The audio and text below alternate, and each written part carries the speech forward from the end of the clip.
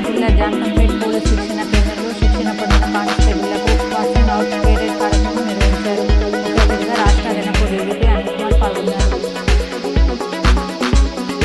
Karimnagar police training సెంటర్లో శిక్షణ పూర్తి చేసుకున్న రాచకొండ హైదరాబాద్ పోలీస్ కమిషనరేట్ పరిధిలోని 1351 మంది ఏఆర్ఐన్ civil constable passing out parade program జరిగింది.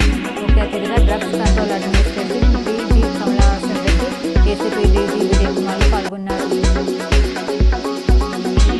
నిజామాబాద్ కలెక్టరేట్ మైదానంలో దివ్యాంగుల క్రీడా పోటీలు నిర్వహించారు. జిల్లా కలెక్టర్ రాజీవ్ గాంధీ హనుమంతు పాల్గొని క్రీడా పోటీలను ప్రారంభించారు.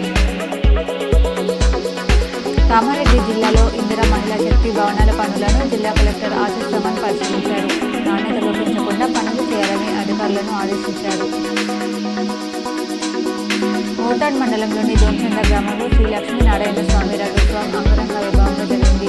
భారీగా భక్తులు పాల్గొని మొక్కులు తీర్చుకున్నారు. నవపేట్ మండల కేంద్రంలో నిర్మించిన శివ పంచాయతన శివాలయం విగ్రహ ప్రతిష్టాపన కార్యక్రమంలో ఘనంగా జరిగింది. ఈ కార్యక్రమంలో శ్రీ మంగరాముల మహారాజ్, కృష్ణ మహారాజ్, నాగేశ్వర స్వామి, కృష్ణమూర్తి స్వామి భక్తులు అధిక సంఖ్యలో పాల్గొన్నారు.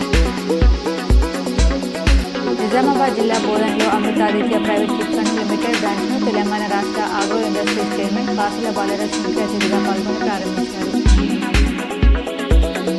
నిజామాబాద్ జిల్లాలో జూజుల శ్రీనివాసరావు నిజామాబాద్లో పర్యటించారు. మేరు భవన్లో నిర్వహించిన బీసీ సదస్సులో పాల్గొన్నారు.